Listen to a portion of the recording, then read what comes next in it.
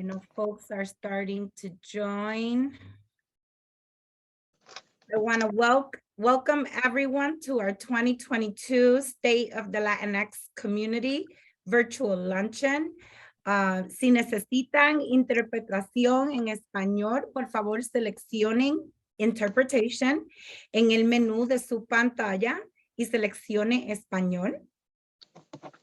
We are excited to highlight the importance of home ownership and financial empowerment today for our community, for our local and national Latino community. We all know that Latinos have experienced disproportionate harm as a result of the COVID-19 pandemic, which has worsened the pre-existing disparities that we experience in income and wealth. Today, we will hear how Latinos can unleash the power of our communities. And I am really excited about both our local speaker, Alex Castro from Pathstones Enterprise, and our national speaker from Unidos US. But first, I want to thank the Rochester Area Community Foundation for being an amazing sponsor and a partner. And this year, like always, they are sponsoring our expanded profile of the Hispanic and Latino community.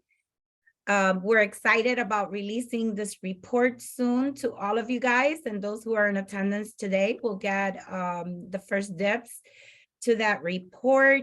And we also want to thank our partners at the Center for Governmental Research for putting that report together. I also want to thank our silver sponsors from ESL Foundation for underwriting this event and all of the work that they're doing in the space around financial empowerment and home ownership for our local Black and Brown communities. They are definitely the leaders in this arena. And thank our sponsors, our brand sponsors, our partners, our Wegmans, who always show up and say presente, and our partners at Vision Credit Union. And last but not least, our partners at Common Ground Health for always being a great partner with us here at Ibero. With that said, I am going to quickly turn the stage here to our friends, the brand new president and CEO for invocation. I'm sorry, we're going to do an invocation. So it is my pleasure to introduce Julio Cruz, who is an amazing partner of Ibero-American Action League and a local Latino faith leader for today's invocation for our event. It's all yours, Julio. Amen. Amen. Dios le bendiga a todos. Good afternoon. God bless you all. Amen. Praise God. We thank God for this privilege and honor that God gives us. And of course, Angelica, thank you so much. Amen. Se vamos a orar. Padre, en el nombre de Jesús de Nazaret. Señor, te damos gracias por este privilegio, Padre Amaro, que tú nos permites nosotros todos unirnos, Padre Amaro, Señor, Padre Amaro, para reconocer, Padre Amaro, personas que se han forzado y hacer un impacto positivo en nuestra comunidad, nuestra ciudad, Padre Amaro, bendice cada persona que está aquí con nosotros esta día, Padre Amaro, bendice, Padre Amaro, Ibero, Jehová, y su Padre Amaro, Señor, su presidente, Padre Amaro, Señor Angélica, Jehová, y Padre Amaro, todos su Padre Amaro, cuerpo ejecutivo, que Padre Amaro, están todos los días esforzándose para hacer algo positivo y ayudar a nuestra comunidad latina. Padre Amaro, yo te doy gracias por lo que tú has hecho en la vida de Angélica, lo que estás haciendo y lo que vas a hacer con ella, Padre Amaro, Señor. Señor, gracias por ella.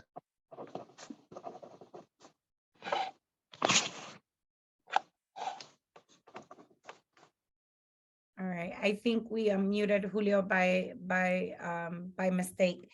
So we will now turn to a word. Thank you, Julio, for that beautiful invocation.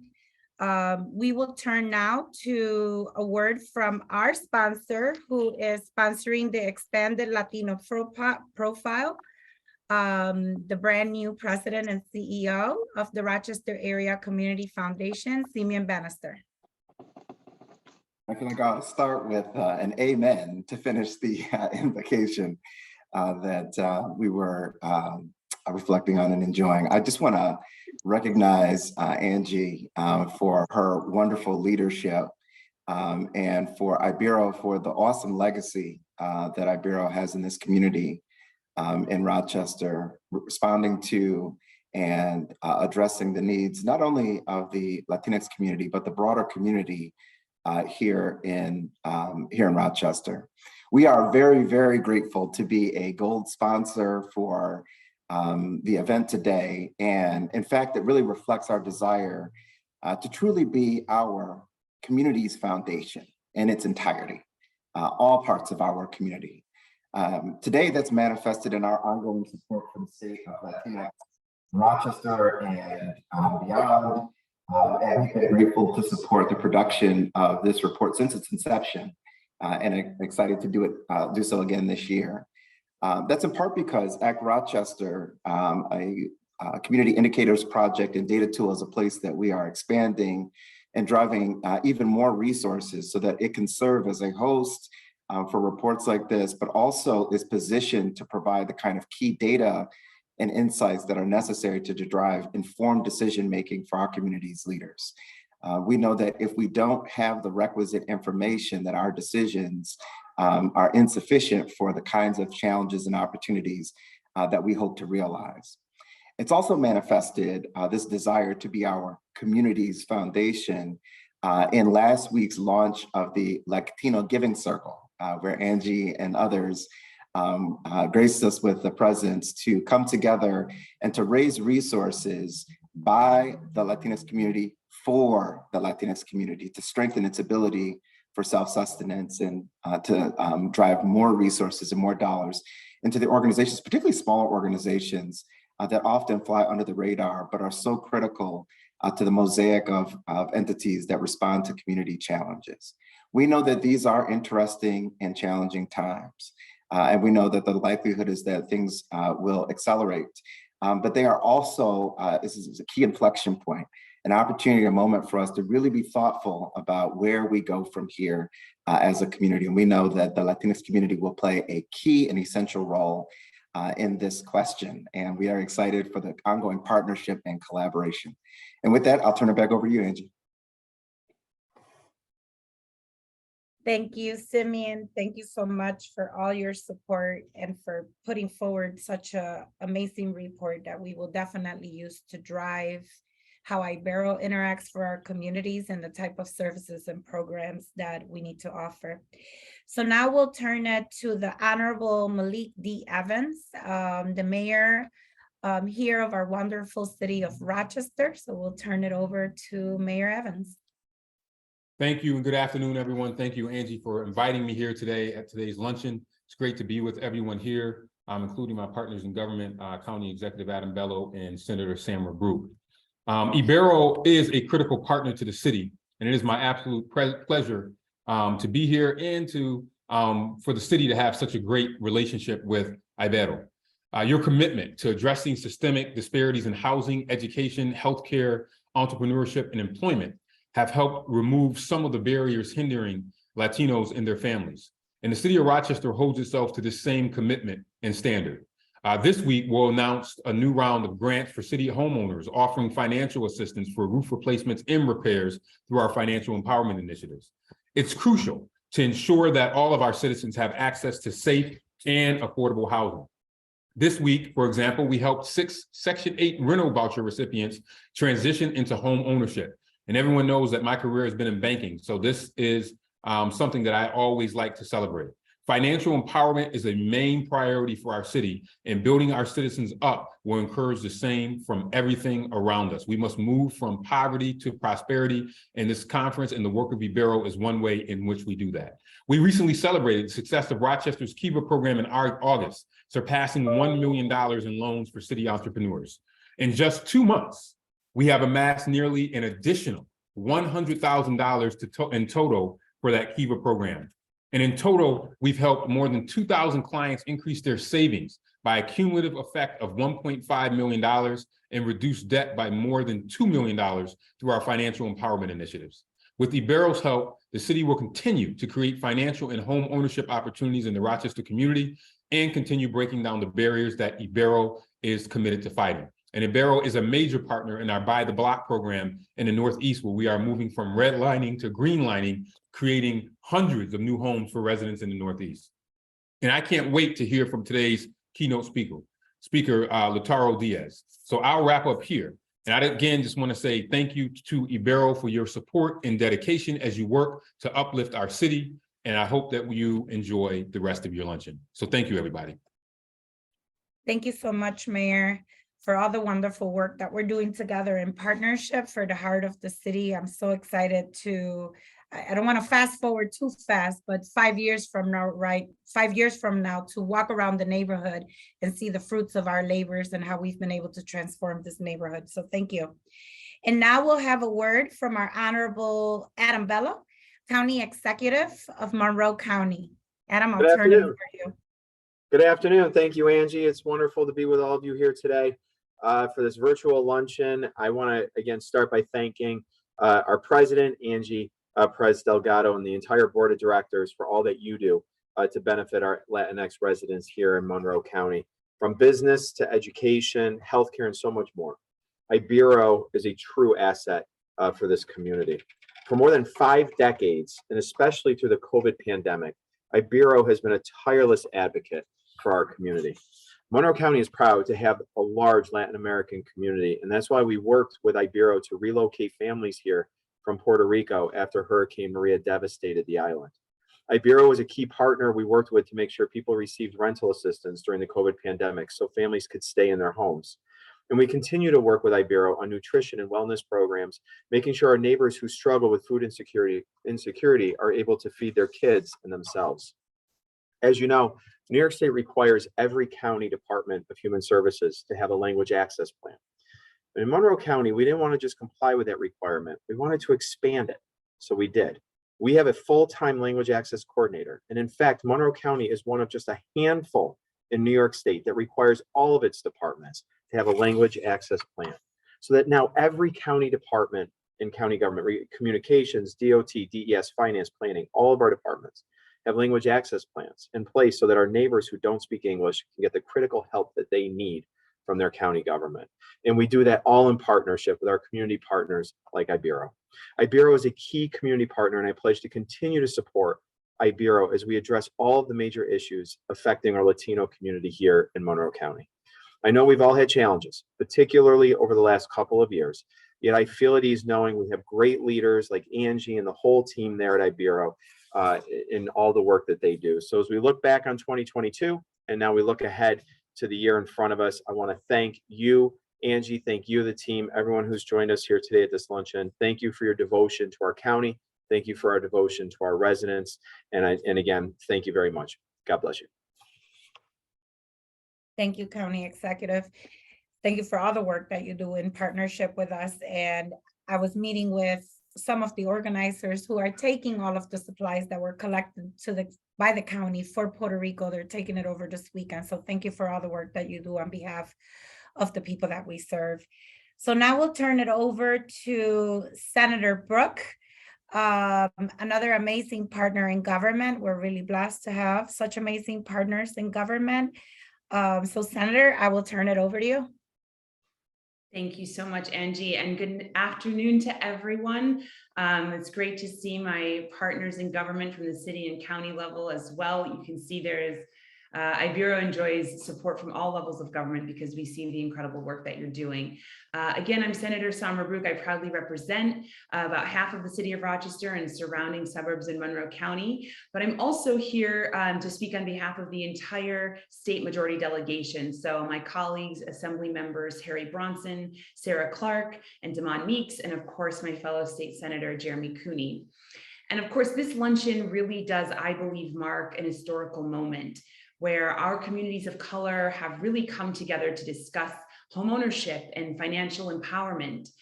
And it's my hope that these conversations will have positive impacts, of course, for decades to come. It's also an historic day because I'm proud to announce that the Ibero-American Development Corporation has secured a $250,000 capital grant from the New York State Senate to open a new facility and expand on its services to this community. This new facility will be located in the heart of Portland Avenue and will serve as a hub for resources for first-time home buyers and those looking to make sound financial decisions. We hope that this will do so much to help some of the areas in our northeast part of the city of Rochester. This investment in the Development Corporation will provide equitable access to information that's crucial to our communities of color to build wealth through homeownership and sound financial planning. So here today with my partners at Ibero and my partners in government, we are all taking the necessary steps to help promote the advancement of our entire community, but especially our Latinx community. And I'm hoping that anyone watching today, you take this information and you share it widely, bring it to your personal networks, take it to your family dinner tables, to the grocery store and everywhere else in between. And I encourage you to have these conversations because this is how we promote the change that we want to see in our community. So again, I want to thank from the bottom of my heart, the Ibero-American Action League, and of course, CEO Angie for all of the work and your commitment to our community, for your sustained partnership. And on behalf of the entire Rochester majority delegation at the state, I want to say thank you for helping us make history here.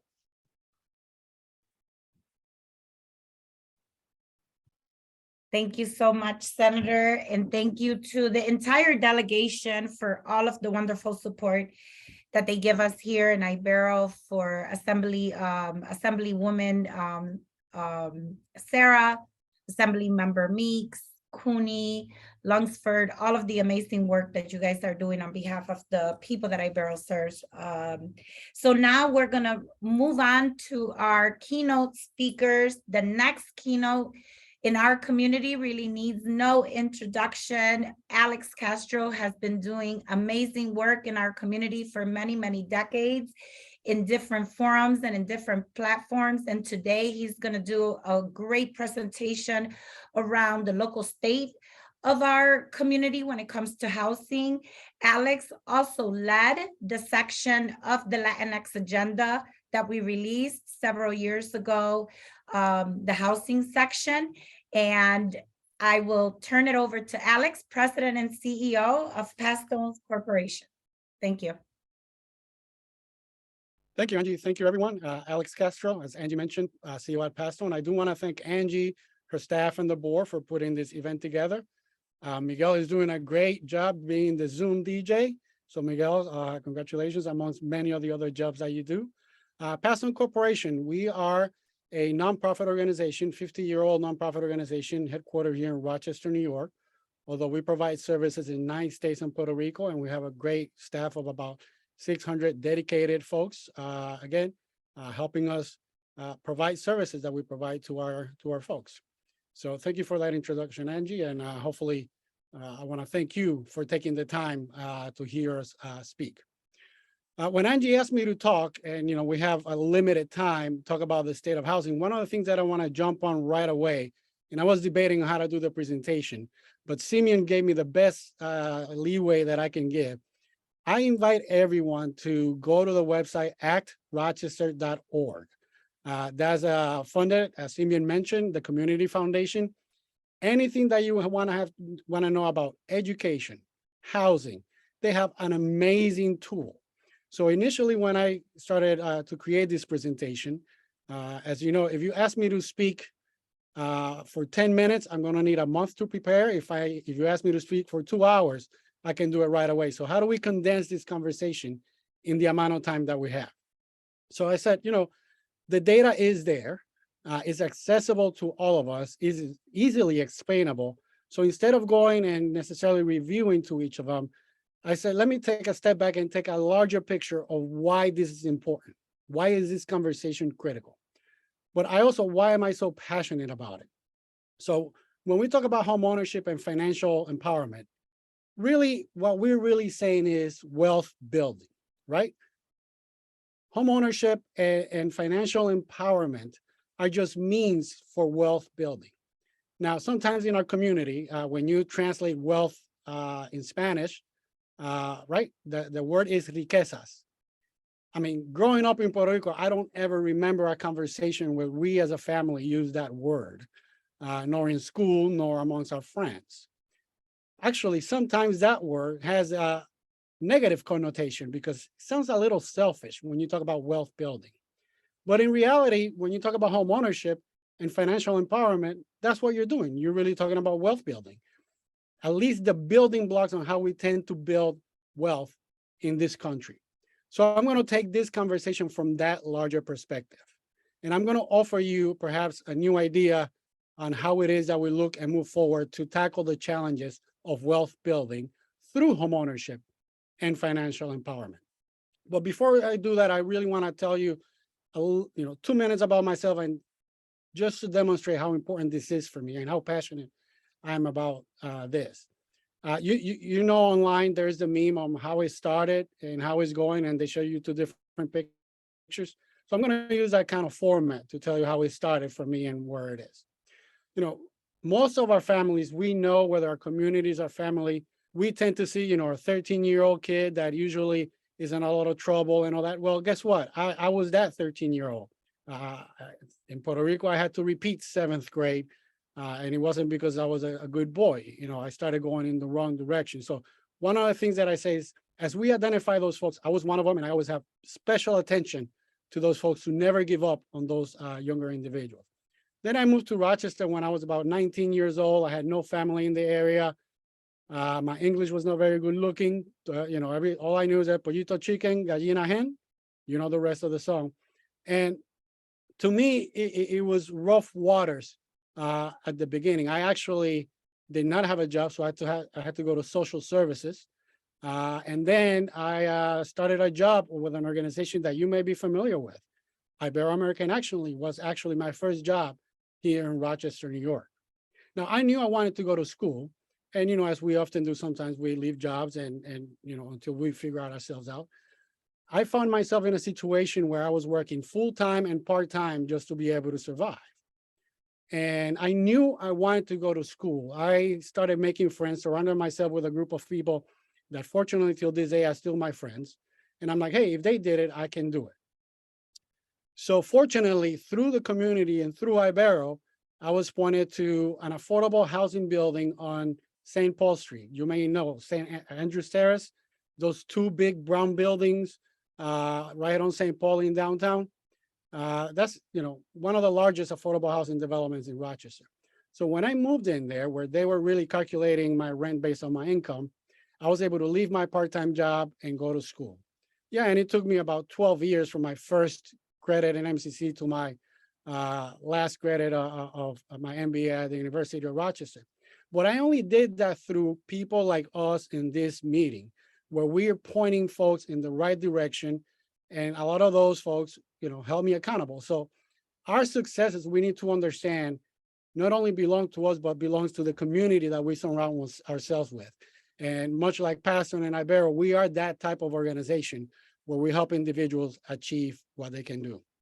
Now, the other part of that the meme is, how's it going? Well, it's going pretty well. I'm speaking to you at an Ibero event. So who would have known, 30 years later after my first job at Ibero that I will be here. Thank you, Angie, for asking me. So this to me has an emotional connection as well. At the same time, why help is important. That building that provided affordable housing that allowed me to quit my job so I can go to school? Well, now I'm the CEO of the organization that owns that building. Again, that's what the Rochester community does. We provide opportunity for all of us. So when we talk about wealth building, how can we translate what we're doing to build wealth for those people in our community? And we rightfully so focus on homeownership because we know that that's how we start building wealth, and also financial empowerment. But let's realize something. Usually real estate and homeownership is a different market depending on where you are, right? Prices don't necessarily appreciate the same. Properties don't necessarily appreciate the same way. There are more difficult situations depending on what real estate market. So when we move to a real estate market position, we need to understand that we're moving to an actual private market. And therefore, we need to learn and work within those market rules. So one of the things that I often look at is, as nonprofit organizations, we tend to focus on social justice. And with social justice, one of the things that we do, there's what I call the social justice cycle, where the market, and by market, I mean either banks, institutions, stock market, whatever, the housing market and the financial freedom live in those markets. So we need to understand those markets. So when the market gains from conditions that they create, after time, we as social justice agencies may identify injustices. Then we advocate for a solution, the fight begins, time goes by, government sets rules and guidelines and laws, then the market does the minimum it needs to do to get the government off their backs, right? Then the markets adapt and move to the next thing, and then we're back again at the beginning of the cycle, which is market gains from conditions that they created. So my question is, usually our response in the social justice arena where we are reacting, it feels great, there's an emotional aspect to it, there's a lot of empathy. One of the tools that I'm starting to explore to add to our social justice approach is also a market approach. Now, this is a difficult approach to have, right? Because it's numbers, it's dry, it's pragmatic, it's not emotional, it responds to incentive, where the social justice approach, what it tries to do is eliminate the risk, while the market approach, what it tries to do is maximize the risk, right? So I'm not proposing we move to a market approach. What I'm trying to say is, how do we try to incorporate some of that market approach into our social justice approach? And I think there are some perfect examples. And for the sake of time, I just want to plant that seed for all of us to start thinking about how do we incorporate market solutions to our social justice work. Now, I'm just going to be able to give you one quick example. Remember, there have been one major incident in the past 20 years, two major incidents in the past 50 years that have been the biggest extraction of wealth for minority communities. The first one was redlining, right? And if you don't know what redlining, you can do research and look at what redlining is. The second wealth extraction for minority communities just happened back in 2008 when we had the foreclosure crisis. So let me be clear, there is no coincidence that the largest extraction of wealth for minority communities happened in the homeownership area. So when we talk about creating solutions, we need to understand that there's this larger market out there that we need to be aware of. So the end goal should be wealth building through homeownership and financial education, financial solutions. So as we often think of homeownership, sometimes we think the goal is the closing date. So I like to start changing the name from homeownership to sustainable homeownership. I've been in the housing field for too long to know that unfortunately, when our goal is the closing date, we're entering the people in what I call the Home Depot electrician plumber market, right? That's an economy.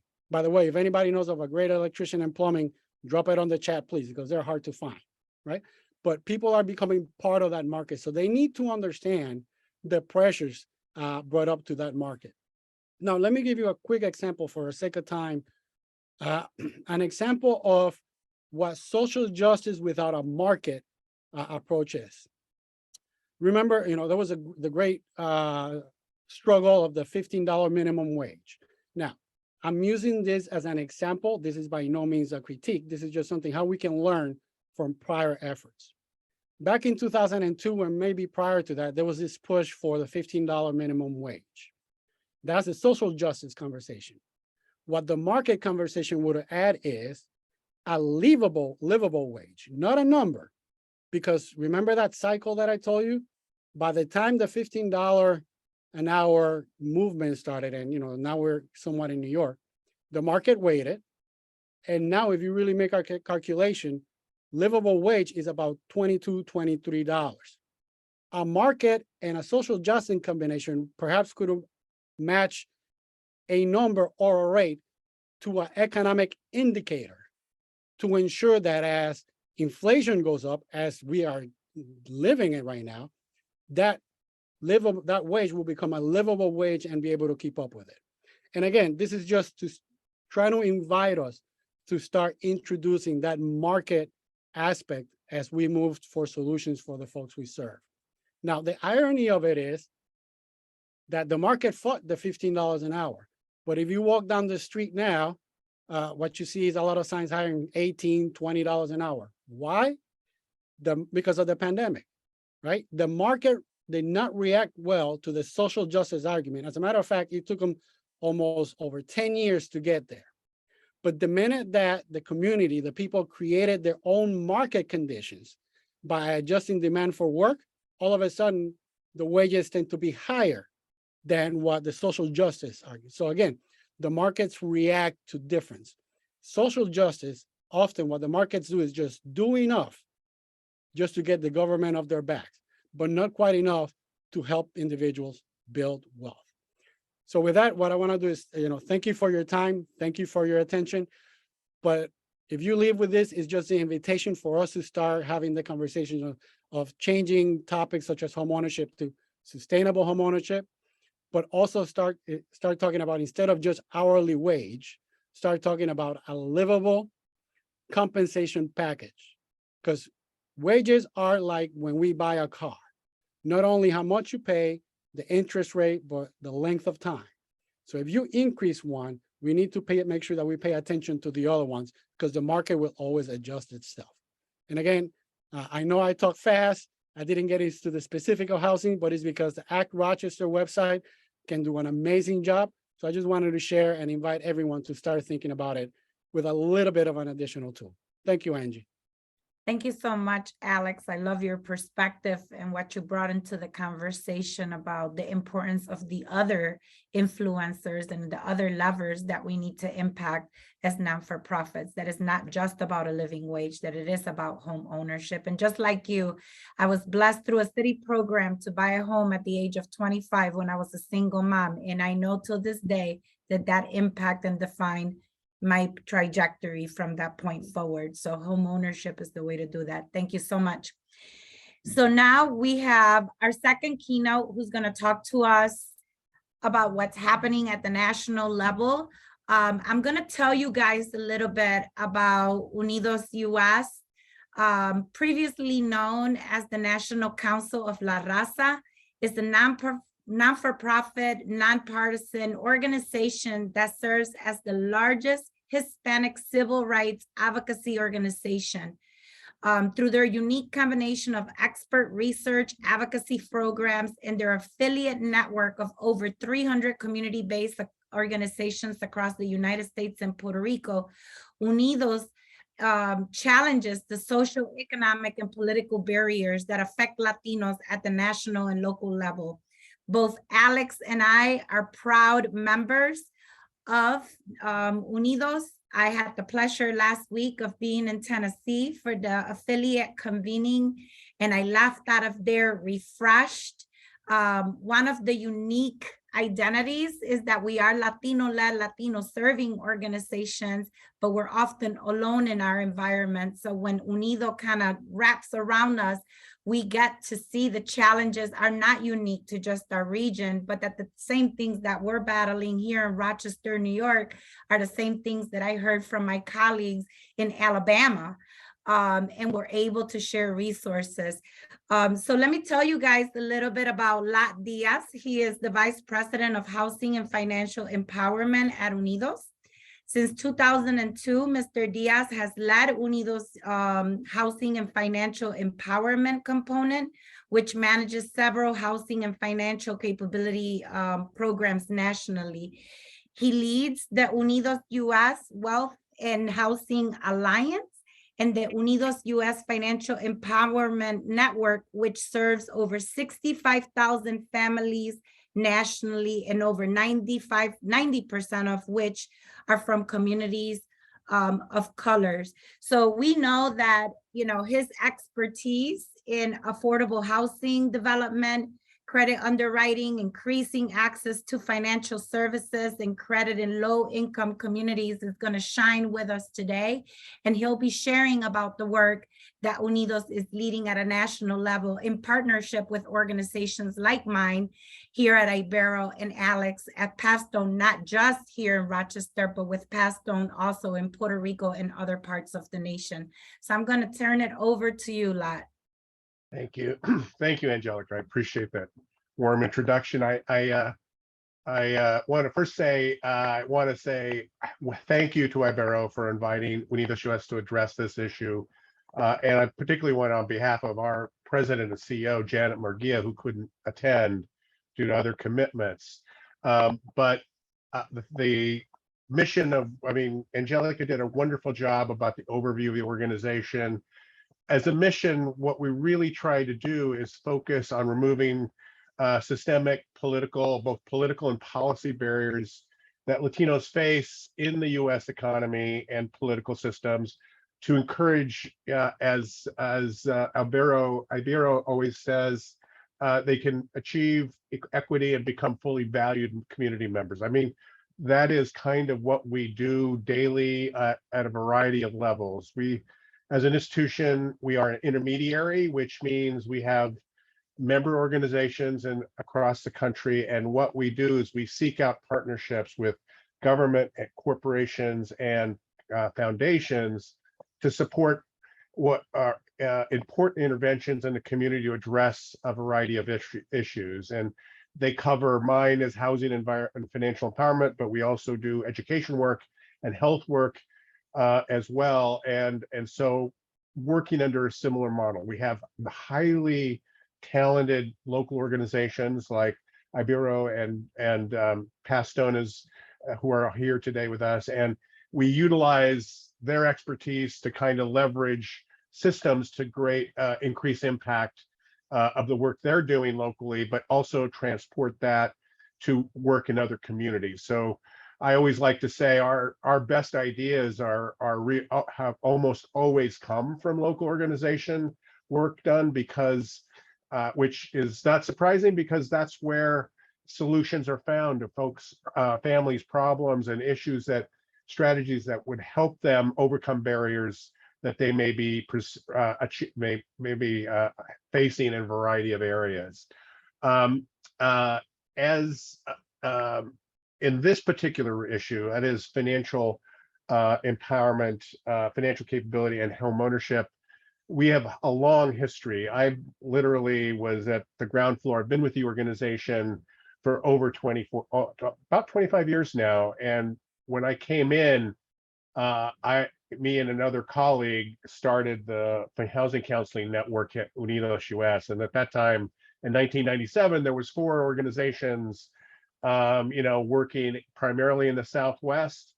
Now we have 50 organizations working in 27 states and Puerto Rico. It was a growth. The reason the growth is because very early on, when our previous executive director, Raul Izaguirre, knew that economic standing of Latino families was going to be a critical issue. And as Alex mentioned, home ownership was going to be the primary vehicle in which wealth is accumulated in families' budgets and families' financial lives, because that's the way it's been done for every other community in the U.S., whether you're white, Black, Asian, or any other ethnic or racial community. So it was always back, we're talking early 80s back. And ever since then, from a policy perspective, working with the Fannie Mae, Fannie Mae and Freddie Mac, or FHA, or big banks, or even now mortgage lending, non-bank lenders, as we call them, like Quicken, it really was trying to carve out space where they can change their rules of engagement, reduce what we used to say market failure of them not being able to serve Latino borrowers for a variety of reasons. There's lots of filters that had to be addressed and removed over time. So back really early on, we've been doing that, and our current work, we've more recently focused on a couple areas that are completely aligned with this topic. One is financial empowerment. What is that? And we spent quite a bit of time thinking about that. But essentially what that means is a form of education and support, which our affiliate networks do really well with families. That is, provide them contextual information they can understand, that it's relevant to their lives, to kind of introduce concepts and strategies that they can pursue with their own families to improve their situation. In this case of financial empowerment, really, essentially, what is that? Improve savings, improves credit scores, a greater awareness of your financial life to allow you to operate more effectively in the larger market. Nowadays, stuff like credit scores impacts people to get insurance, to get an apartment, to do everything, not to mention a mortgage loan. So it's a really critical aspect that sometimes the transmitting of that information is not, there is no system for it, right? It's either your family or school or work experience, and people actually get that knowledge through all those avenues. What we set out to do is make that a systemic option to families wherever they are. And so the Financial Empowerment Network that Angelica mentioned is really about now 40 agencies who are doing financial coaching or introducing the importance of financial empowerment capability to families that they're serving that are not necessarily in home ownership or doing financial. They could be in daycare, they could be in health programs, after school programs, elderly programs. Whatever the case, the idea is introducing these concepts to allow families to manage their financial lives more effectively and identify resources that could help them as well. So we outreach to over about 20,000 families a year now, and do intensive counseling with about 1,000 of those. But in all cases, what we're doing is our affiliate counselors are just talking to families about financial health. Why is that important to wealth building? Because I think Alex also had it right. The key to homeownership and financial empowerment is to improve a family's wealth, increase their wealth over time. And it's well known that wealth is a critical factor in family stability, the options a family has and their children have going forward, whether it's school, whether it's travel, whether it's opportunities to explore the world, in which require more than just a job at a current space. So it has always played a critical role, and so the combination are really important too, because you can't buy a home until you have, as Alex said, you're in a stable situation. You know your credit, you understand the underpinnings of what you're doing financially, so you can see in the future. You can do things to plan your lives in a way to be over time more successful for not only you but your kids going forward. So on that, so we created the FEN platform, which is about 25 organizations. We have a homeownership network that's about 50 organizations. And we even created a call center to help us capture families who are in between or in states and rural communities. The whole effort is to bring them into a scenario where they can get information and support to kind of combat issues and understand their strategy about, if they want to be a homeowner, for instance, what do I have to do in the next 6 months or 12 months or 24 months to make that possible? That information is not out there for people all the time. And so we want to make it available all the time for everybody. And so that's kind of what we're trying to do as an organization. So just wanted to start with that. So that gives you a sense of what that how we see that particular endeavor. More importantly, what's coming up is, I mentioned we've been at it for 25 years, but we are actually this next year going to launch a whole new initiative that really is going to do what we think is an audacious goal. And that is, we really, right now, if you look at the homeownership figures, Latinos are about 48 to 49% homeownership. The Anglo community is about 73% homeownership. And what we want to do is really increase in the next 10 years, add 4 million new homeowners to the national figures. So our hope is to get it closer to 60% rather than what it is now, closer to 50%. And that effort really is critical from the perspective of wealth building, as Alex was referring to. We lag way behind the Anglo community in that, and a lot of that is because we didn't there's a lot long historical story which Alex alluded to, and it's an important story to understand, but not enough time today to get into it of why that occurred. We need to change that, right? And the only way you change that is you do specific things. And so this effort that we're going to launch next year is really going to focus on doing a few separate things. One is increase the access to education and advising services through the Financial Empowerment Network and the Home Ownership Network that Unidos US operates, and including sister organizations who do a similar thing. We know that it just can't be us and all these things. We're going to be collaborating with NeighborWorks, a lot of the other sister organizations, highly motivated, who are highly focused on this issue, to maximize all our resources to get the most out of it. So the idea here, so that's one area, just the providing services to family at a much greater scale. The second one is really working on the policy and barrier initiatives, whether they're underwriting guidelines.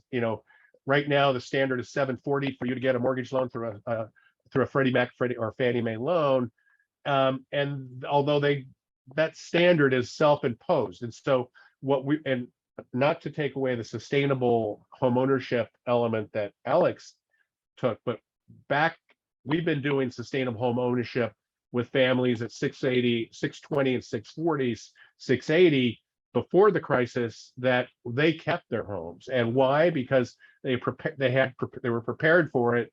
They knew when things were going to get in trouble. They understood their options before they actually confronted the problem. So we want to do more of that. So work on the policy, whether FHA, Fannie or Freddie, that's one area of work. The other area of work is to increase the federal investment in single family housing.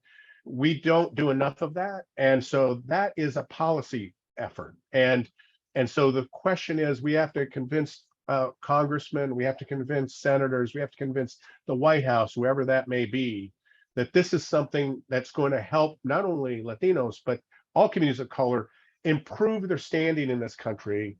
And the investments that they do are not sufficient. And so that is going to be a major effort in that.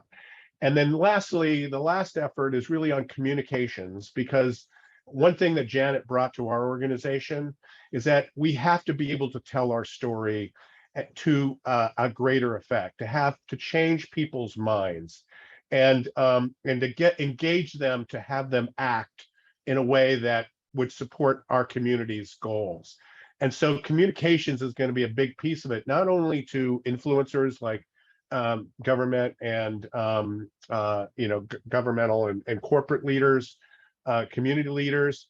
It's also going to be to families themselves, of understanding that where things are, how they can fit into the system more easily, and to guide them to places where they can access support to achieve a goal. And if homeownership is that goal, we want to make sure that they get into a supported system that provides them information and support to get them to that end goal dramatically, as quickly as possible. So this initiative, which is going to start next year, is really going to be, it was an outgrowth of a large grant we got from the McKinsey Foundation. They wanted us to find something that was going to change, that we thought was significant enough to change the direction of the Latino community. And so we decided we wanted to focus on changing the economic trajectory of the Latino community. And the one area we know we could have the most impact, not only because of our background, but also because of its effectiveness, is to increase home ownership. And so it is going to be a major undertaking of ours, and it's going to need all the work that Ibero and organizations like Ibero who work locally. We want to engage them, and we are setting up process to allow that to happen. as broadly as we can. We know from our experience that institutions who are focused and serving the community currently are our best partners. And so we are going to be very mindful of how these partnerships, the partnerships we make in this area, and the fact that they have to have a proven record like Ibero who can engage the community effectively and are seen as someone who will make their lives better over time. So more on that to come. I just want to say, I'm going to end by saying thank you for the opportunity to address you all. It's a critical issue. And I don't believe Latino community's direction in life will change until we make some significant economic impact. So thank you, Angelica, and thank you everyone for listening to the comments. Thank you so much, Lat. It's so exciting that we're going to be part of this great national goal of increasing Latino home ownership by 60%. As you heard through our mayor, we're doing that through programs like Buy the Block, who are going to transform, barrios where people are living and are going to afford that opportunity for home ownership. And as many of us know, Alex is leading this work along with the Ibero Development Corporation in transforming our community when it comes to home ownership. We shared some links with our audience for those that are not familiar with Unidos. If you want to understand, they have a full agenda. There are many issues that they are at the forefront at the national level and advocating. I know we have a lot of our government partners here today, so I encourage all of you guys to click on those links and learn more about Unidos and the work that they are leading with organizations like ours and organizations like Pathstone. So thank you so much, Lat, for sharing this great information. And now we'll go to some of the exciting part of our time together, our community awards. This year, we're presenting 3 awards that I have beautifully displayed back here and will work their way to their recipients in the next week. So we'll start with the first award, the Alicia Torres Award. So I'm going to ask Miguel to spotlight our wonderful Carmen while I read this. So the Alicia Torres Award embodies the commitment and long life dedication to the development and well-being of Puerto Ricans and Latinos in the city of Rochester. For those of us who got to meet Alicia, she was always behind the scenes, unselfishly donating her time to many individual and community activities, as well as the agency, never wanting recognition for her achievements or dedication. It was through her and the motivation of others that we can attribute the success of one of our greatest institutions here locally, the Puerto Rican Festival, and the other agency-sponsored events. This award is an award that we give out annually in the fond memory of Alicia Torres for her many hours of giving unselfishly to individuals and community. This year, we are very proud to honor Carmen Torres. Carmen Torres works for the Children Agenda as the Family Advocacy Coordinator. She is also an amazing partner to the Rochester City School District Bilingual Education Council, has been an amazing bridge in bringing the Bilingual Council into a stronger partnership with other parent groups locally, as we know that is always a challenge for ELL parents to engage with other parent groups. So we're very proud and honored to honor Carmen with the Alicia Torres Award in recognition for her commitment and dedication to the development and well-being of Latinos in our community. So Carmen, I have your beautiful award here. It's really heavy. I will take it to your office and hand it over to you, but I will give you an opportunity just to share some brief remarks. Thank you so much. I am so honored. I'm honored to be here today, and a special hello to all of our elected officials in this call. I'm truly excited and surprised to have been nominated and chosen for the Alicia Torres Award. Being a Puerto Rican or a Boricua has so much meaning. We are special people filled with lots of energy. We're hardworking people. We're faithful, and yes, we love our music, our food, and our art. We're extremely proud of our cultura. But that's not all. Puerto Ricans are that Puerto Ricans are known for. We're known for to be hospitable people. In other words, the saying "Mi casa es tu casa" holds true to the Puerto Rican home. And I'm so proud of everything I just heard about all the wonderful things happening about ensuring that our Latinos also get a piece of that pie. I believe that Alicia Torres lived completely as a Puerto Riqueña. She ensured that her hospitality for the Puerto Rican people and families who came to live here in Rochester felt a sense of belonging, pride, and hope. I know this firsthand because my family was one of the many who came here with similar hopes and dreams. As I learned more about Alicia, I realized that I am very similar to her. Her desire to help her people in our community, her resilience, the wanting to make a difference, all were virtues of advocacy and activism, which is what I do today. Now that I am aware of her work, for the love of La Familia Puerto Riqueña, I have determined that she was certainly a pioneer doing for others while representing our culture. A fun fact I learned, and she just mentioned, was she is one of the reasons why the Rochester celebrates the Puerto Rican Festival. After reading about her and all of her work, it makes perfect sense to me why I was nominated for this award. I am simply walking in the same path Alicia once walked. Therefore, I'd like to humbly accept this award, not for me, but for all the Alicia Torres out there that continue to make it their business to change for progress and making a difference one familia at a time. I also believe that if Alicia were here today, she would say, familia, we must continue to fight for what is ours through love and the desire to leave stepping stones behind for our hijos to follow. I am deeply honored to be the parent leadership manager at the Children's Agenda and a partner to one amazing organization for our Latinos here in Rochester, the Ibero-American Action League.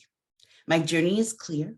I promise to you all today and to Alicia, may she rest in peace, that I will continue to educate, embrace, and continue to be that hospitable person to all my people, just like Alicia did. Again, thank you so much for this award. It's an amazing honor. Gracias. Thank you so much, Carmen. And if you're not familiar with the Children's Agenda, then you're missing out. Become familiar. We have shared the link. They do amazing work and advocacy that Carmen gets to lead for English language learners in our community. So please check her work out and the Children's Agenda and the work that they do there. So everybody, a nice silent clap. I can't see you guys, but a silent clap for Carmen. Thank you, Carmen.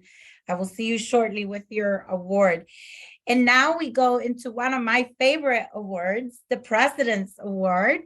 And the President's Award is given to an employee who has gone above and beyond their duties to contribute to our organization's mission and serve as a key player in our success. When you say that, there is no doubt why Juan Nieves, AKA DJ Johnny Mambo, comes to mind.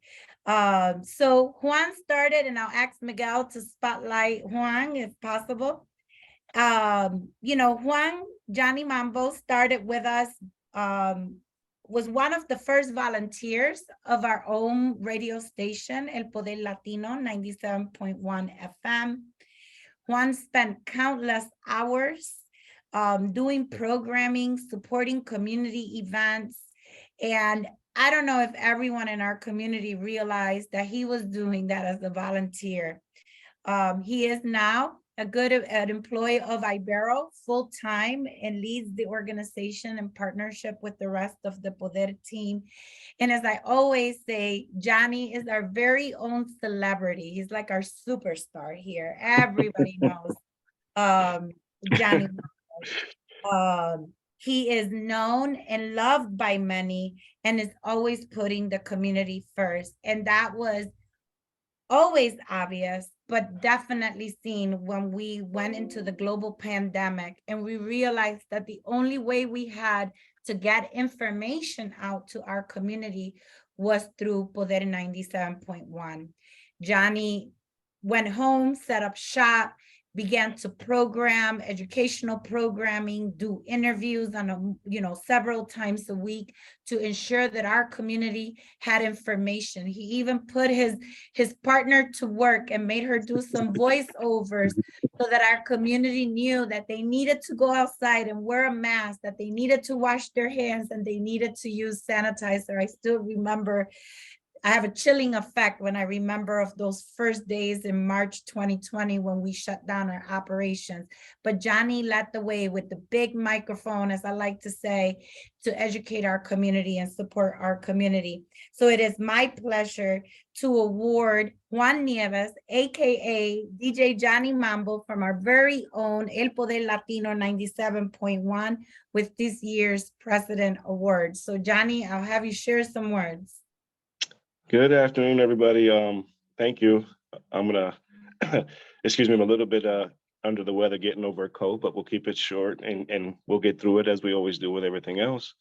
Thank you all for being here. Congratulations to all the other recipients. That is an amazing looking award, Angie. It's truly an honor for me.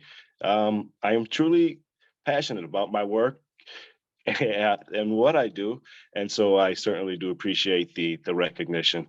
I want to start with thanking you, Angie, and the Ibero-American Action League for the opportunity and the platform that they provide that allows me in so many ways to reach out and touch, connect, and help others in our community. I want to thank my team at the Poder radio station for their continued support, all their dedication and hard work with that the radio station depends on for our success. And finally, I want to thank my family, our community, and all the supporters in the city of Rochester. Thank you all. I appreciate it. Very deserving, Johnny, and thanks Thank to you. everyone who supports the work that Poder does. We're very proud to run on many volunteers, but as we know, in order for Poder to be sustainable and continue to be such a blessing to our community, everyone's financial support of Poder is critical, and that's what allows us to have the staff that this radio station requires to be able to always be a voice to the community. So thank you, Johnny. I know you still work many, many hours beyond your workday to make Poder happen. Congratulations on your award. Thank you. Thank you all. All right, so now I'm gonna ask Miguel to spotlight our board member here at Ibero-American Action League, Celeste Amaral. So the Unsung Hero Award of the Year is one that we kind of give out sporadically. It's not one that we did give it out last year and then a few years before then, but it's an award that usually goes to an individual in the Latino community who exhibits exceptional dedication and leadership through their community service. Now, I had the pleasure of meeting Celeste when I myself was a board member of Ibero-American Action League back in 2014 when she was a member. She took a vacation, she took a break from the board until this day. I remember probably a month into my tenure, giving her a call and saying, Celeste, I need you to come back. I need you in this journey with me. And at that time, we had no idea what we were signing up for, but she said yes. Celeste has been a critical resource to the Ibero enterprise. Not only was she one of the members who led the due diligence and the merger of Centro Cívico in the capital region with Ibero, but she has been just an extreme asset and an excellent asset to the leadership team, to myself, to our Chief Financial Officer, as we've navigated through this global pandemic and faced probably the biggest challenges that Ibero has ever faced in its history. We're very, very blessed to have her here on the board, working hard, sometimes as an extension of our team. She feels she is like a staff member. And without her, I don't know where we would be today with her expertise. So I am so very proud, and I don't know if I think my board chair is on, he will echo in these words that on behalf, not just the leadership team here at Ibero, but on behalf of the board of directors who are dependent on your expertise and your guidance as we navigate through the craziness that COVID has brought into our lives. We just want to thank you deeply for your countless hours, our countless meetings together that we still have to ensure that Ibero has a bright future and a sustainable path forward. So everyone, I want to introduce you to our board member, Celeste Amaral, and have her share a few words with you. And congratulations, Celeste. You deserve so much more than this, but this is what I have, a beautiful. All right. It is beautiful. I'll pick it up next week. So good afternoon, everyone. And thank you, Angie, for the lovely introduction. That is more than I probably do deserve at this time. But at the same time, I am humble and honored to have been selected for this award. As we all know, excuse me, achieving desired outcomes takes a group of dedicated people. I consider myself a cog on that wheel that keeps moving forward despite challenges. And I am fortunate to have the opportunity to work with the talented members of the Ibero team. I believe in Ibero's mission and its commitment to helping the communities it serves. I'm grateful for the award, but I also want to say thank you to the Ibero's leadership team for the work that they do to get through these next months, and hopefully just months, not years. To the board members for their commitment to the organization, and Joey has been a very committed chair. And last but not least, all of the employees for their daily effort to improve the lives of so many in our communities.